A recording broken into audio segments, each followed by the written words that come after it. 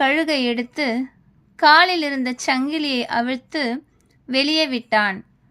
ஆனால் அந்த கழுகு பறக்காமல் அப்படியே நின்று கொண்டிருந்தது. தான் விடுதலை பெற்றுவிட்டதையும் தன்னால் இனி உன்னதங்களிலே பறக்க முடியும் என்பதையும் கழுகு உணரவே இல்லை.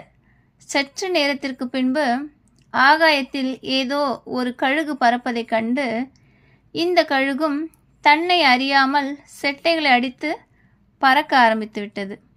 இப்படித்தான் சாத்தானும் அநேகரை பாவ அடிமைத்தனத்திற்குள் கட்டி வைத்திருக்கிறான். இயேசு கல்வாரியின் கிரயம் செலுத்தி மீட்டும் கூட அவர்களுக்குள் பழைய பாவ சுவாபம் இருக்கிறபடியால் செட்டைகளை அடித்து உயர எழும்பாமல் இருக்கிறார்கள். இயேசு கிறிஸ்துவின் இரத்தம் நம்மை பாவம் மரணம் என்பவைகளின்று விலக்கிவிட்டது. நாம்